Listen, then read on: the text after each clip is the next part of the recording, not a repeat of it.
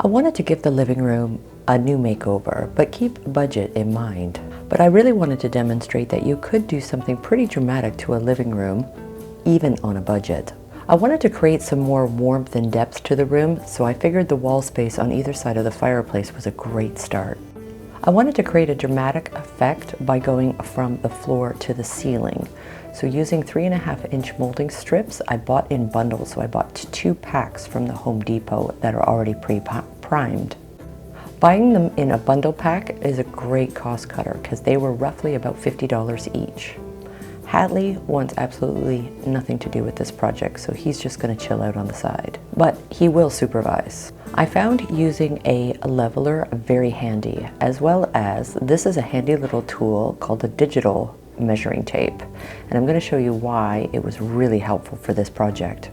The key to this was measuring everything. So using this digital measuring tape really made everything absolutely precise, which also made it go a lot quicker. So the first part of this design is we need to create boards that are going to be running in the exact measurements in between, running horizontal all the way up.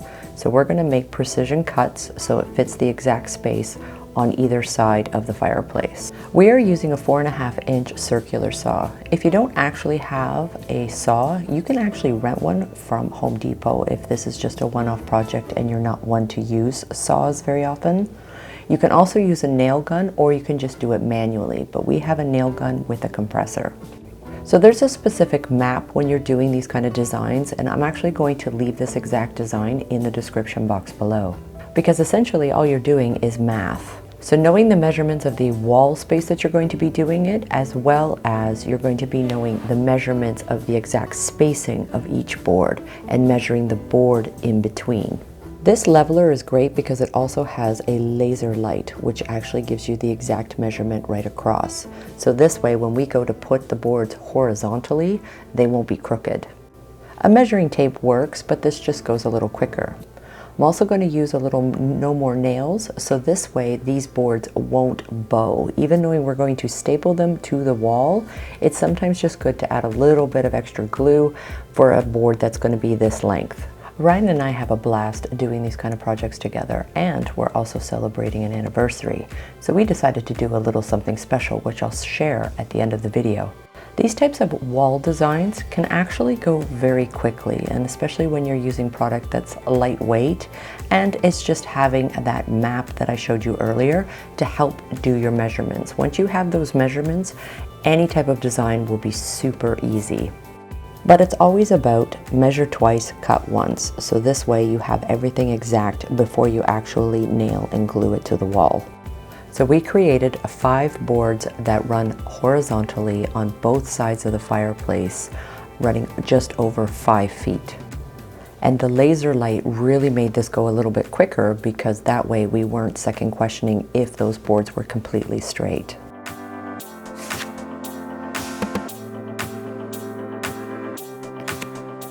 Again, we were really pleasantly surprised how fast this whole project went. And as it was going on, I was a little reluctant if I wanted to go with my original design or if I wanted to change things up. But I'm glad I stuck with the original design. Every single time I do a large project like this, I can't help from second questioning myself in the middle of it if it was the right decision. But I think it's just about trusting the process. I generally use Pinterest to search around all kinds of wall designs, whether it's for paint colors, wallpapers, or even just wood designs, just to create a new embellishment to a room. The horizontal boards went on really quickly. So once we got those, then I can start the next cuts, which are going to be lots of cuts. But we decided to attack this project by just turning on the music and having a good time about it because we enjoy doing projects together. We're always laughing because we always have the same concept but 2 different versions of it, so we always end up colliding thinking that we're not on the same page when in fact we are. So what is interesting is, to the eye, the wall can look completely straight, but in actuality, it's a little bit different than you think.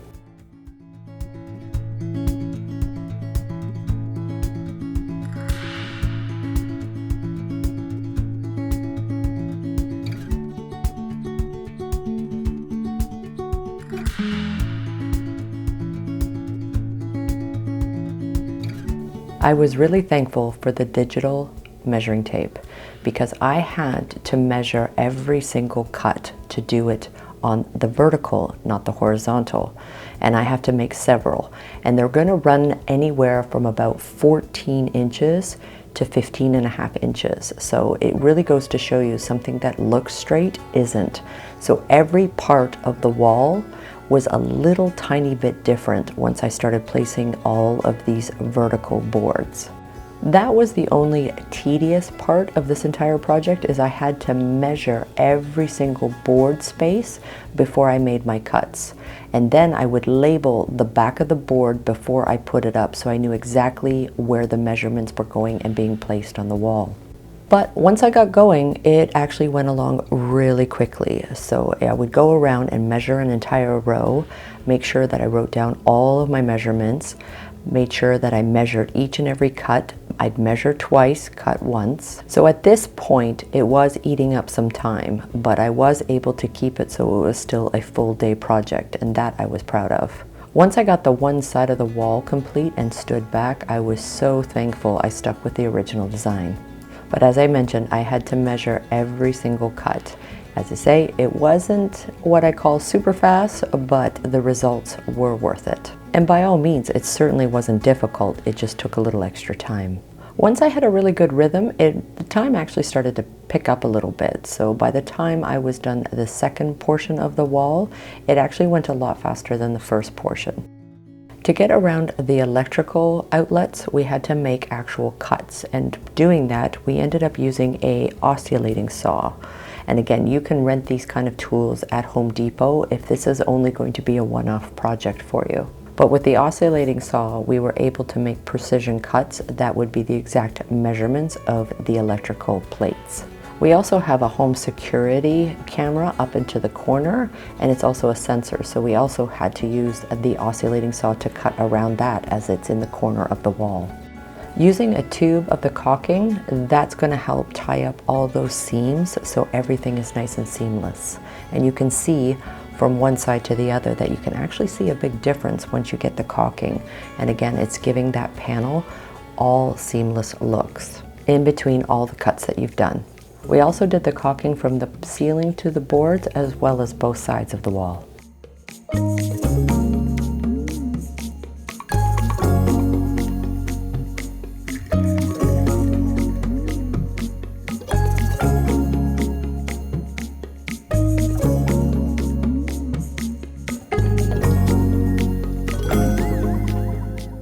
So I picked the color Pebble Beach with Benjamin Moore's classic palette, and I love the ultra matte finish. It's my favorite. It's very, very smooth, self-leveling paint, and it's going to have a nice flat matte finish. I've used Benjamin Moore for many years, and I've never had any issues with the ultra matte.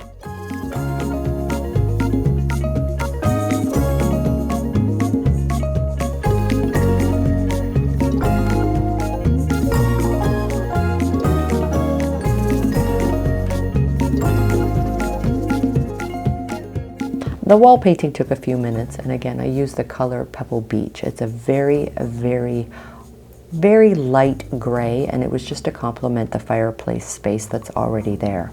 I really love it when the area can have a light, fresh, and organic look. That's why I chose this color, and again, it just really complements what's going on in the room already. I really love the cool neutrals in and around my living spaces. It's very calm and relaxing. But I absolutely love that ultra matte finish. It has a beautiful look. This wall feature definitely took this room to a totally different level. Total cost, under $100.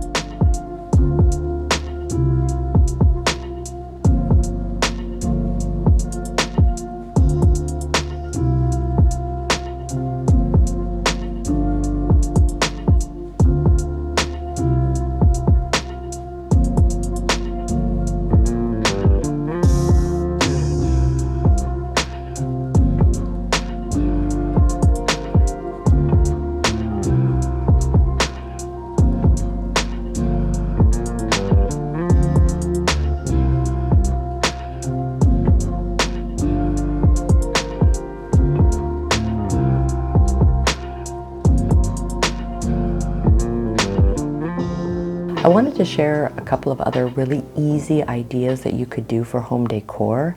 And these little tiny canvas panels are great for practice. So I'm going to do some sailboats again, and this is actually going to be for a requested piece that was asked. So I'm going to be doing this for somebody. And I'm going to be using the Winsor & Newton. These are amazing acrylic paints, and you can get all of this stuff on Amazon. And I love using the knife.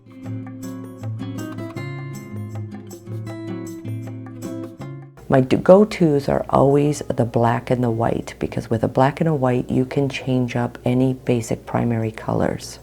Palette knife painting is very easy, so some basic elements with it. You always want a tiny little bit of paint on your palette knife. You can always go in different directions with your palette knife. You can go up and down, you can go side to side, and it really creates an interesting depth to a painting. These canvas panels, I purchased it as a pack of 3 from Michael's, and it cost me less than $10. One of the most basic things you need to remind yourself when you're teaching yourself to paint is everything is correctable. And there's always room for happy mistakes, because sometimes those happy mistakes will actually make an impression to the painting. What's always really great with abstracts is actually mixing up your tools. So I will use a few artist brush at a few different sizes. Some of them are going to be 1/4 inch to 1/2 inch. And the other thing with acrylics is don't be shy to use a little bit of water. That will really help move your paint around. I love practicing to paint, and you do not have to be professionally trained to practice yourself, and you would be really surprised what you can create with a few basics. Even if you're not one for drawing, you can always trace something out onto a canvas and then just practice playing with your color tones. One of the biggest things I always tell people when I'm painting, I use a lot of black and white. That's what's really going to add a lot of depth and dimension to whatever you're painting. So every time I pick out a color, and I only have less than 6 colors on my plate that I'm using, and all I'm doing is adding elements of black and white to create new shades. And this is what's really creating a lot of depth. Everything is a basic outline when I first start painting anything, so I'm just kind of placing the paints where I more or less want them to be, and then I start to play with the colors. So for instance, right now, what I want to do is create a little bit of a darker sunset and a lighter sunset, so it looks like the sun is kind of coming in from that right side into the left side. And then if areas are still a little too dark, I'm just going to go back over with a little skim of white. And every so often, keep your brushes moist by just dipping them into a little bit of water. Acrylics definitely have to be one of my favorite medium paints to play with, because they're it's very forgiving, as well as there's ample working time when you're painting. The other thing that I like to do is mix in different tones of gray. So this is just mixing up that black and white, and then I'm going to create different shades of gray throughout. And again, all this is doing is creating more depth to the original shapes that I have. And with sailboats, it's really just triangles with long rectangles at the bottom, then creating a little bit of a water ambiance and a little bit of a background. So again, just play around with the colors. The sky's the limits when it comes to what colors you want to use. And that's also the beauty of abstract. There are no limits to colors that you prefer to use. And the really fun part about practicing with abstract is not meant to be perfect. So this is where we go back to those happy mistakes. So if you have done something and you want to go back and paint over it, it is super easy, and acrylics are very forgiving and easy to cover over with a new color. But this is where, using that palette, I am now going back underneath where I've created some water to create some reflection. And using that black Mars paint, all I'm doing is giving everything a very defined definition. And I'm also going to be doing that with white as well. So I'll keep going back. Once I go over with some layers of some colors, I always go back to my black and white. Again, these canvas panels are so inexpensive, they are perfect for practice. And if you've painted something and you're really not that happy with it, no problem. Just grab yourself some white titanium paint, paint over it, and start over. Everything is about practice, and you'd be surprised just with a little bit and some imagination, you will be able to paint. And it's always really helpful to start with the very simple objects.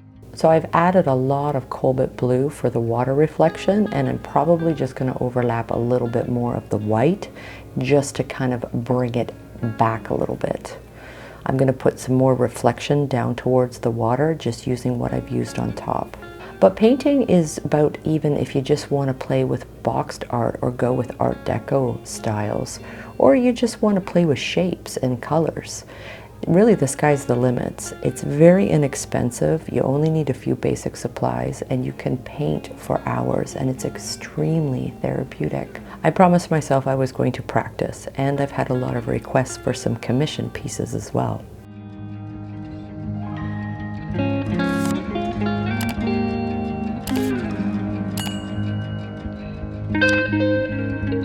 So this board is 11 inches by 14 inches, so it's quite small, and the flat panel of it is actually really easy to put inside a frame.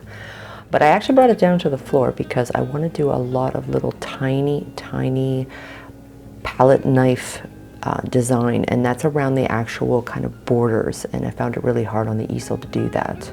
But the other thing I want to do is I'm going to give the entire painting a paint wash, and what this is going to do is kind of give it kind of this smoky kind of evening effect, as if it was kind of cloudy and foggy, because I kind of did this marine nautical kind of theme with the sailboats. So I'm just using a gray tone, and again, I'm just kind of giving this clouded effect. So I did a 50-50 wash just using the acrylic paint, and now I'm just going to go around with a damp rag, and it's just going to kind of leave this impression print all over. And again, it just looks like there's almost like a fog going on all over the painting.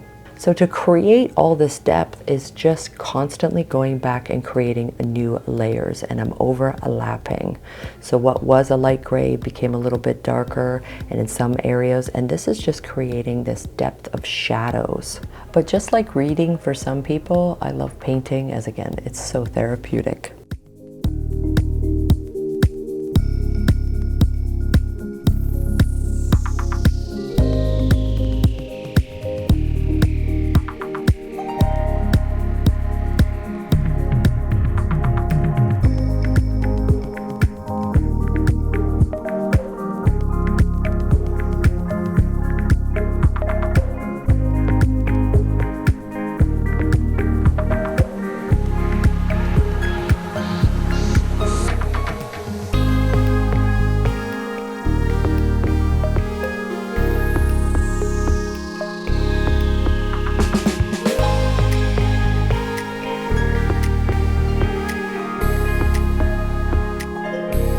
I have wanted to try this perfect mold casting set. So you can buy the mold. So what you're going to do is create an impression mold, and then we're also going to be creating a cast. But what we decided to do, because Ryan and I are having an anniversary, we like to celebrate the day we met every year. So for this year, we decided we were going to make a casting mold of our hands kind of placed in together. I've done impressions in dentistry, but I have not actually done it just for the art of trying it before. And the material is similar, but not quite the same. So all I know is by mixing the ratio that's given on the back of the packet, we needed to actually double the exact calculations because we needed to make it deep enough for our hands. So we did exactly what the package said, but we just made a double amount. Biggest thing was trying to get rid of the clumps. So you want to stir it really well. And then we basically held hands and stuck it in. And I tried to find a clear bucket so you could see exactly what we were doing. We had it in there for approximately just over 5 minutes and everything set. And it felt kind of rubbery once everything was dry. So it went very quickly. This portion was really easy to do. So to create the cast part of this, it's creating the same ratio as making sure that we have enough that's going to go inside the mold we already made. The products that I'm using are also going to be found in the description box, and again, it's very inexpensive. And I really want to practice on how to cast and make molds because there's other DIY projects I wanted to try. But I thought this would be kind of symbolic to do our hands together for an anniversary. So for the casting portion of this, I would say this is where I messed up because I thought that I had actually mixed it really well. But when I was starting to pour it, I realized that some of the clumps were not mixed in properly. When I first poured it in, what we did is we picked up the bucket and we made sure that everything was leveled and kind of moistened. So this way it was going to assist not to grab air pockets. There was so much depth and fine detail down there, so we poured it into sections. But again, I think if I could go back and do this, I would have used a whisk I would have gotten at the dollar store, so that way I could have mixed the casting material so there was 0 clumps. Now again, because that casting mix shouldn't have had those clumps, I can kind of see in detail where that went wrong. So if I had whisked it, then I wouldn't see these tiny, tiny little bubbles. But they're not really that visible, and I think for a first time, this actually turned out pretty cool. So I'm gonna go around with a small little pin and just take out the rest of the actual molding shell that it was in, and it actually comes out very, very easily. And where there was some clumps with the casting, I'm just going to buff that out a little bit with some sandpaper the best that I can. But overall, I was actually really impressed of the detail, and it turned out pretty good for the first time. So I thought this was a great little project for us to do for our anniversary. I'm really looking forward to using this impression molding, as well as maybe even trying it with plaster of Paris. Tons of fun home decor ideas with this.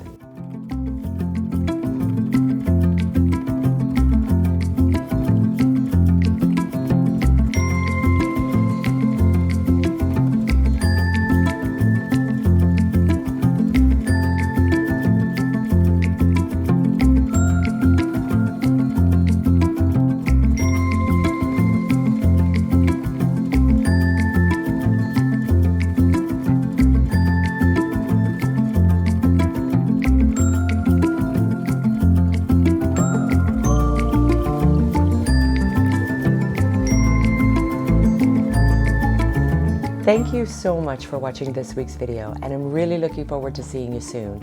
If you like this video, give it a thumbs up and don't forget to hit the subscribe button. I'm really looking forward to seeing you soon. Until then, take care.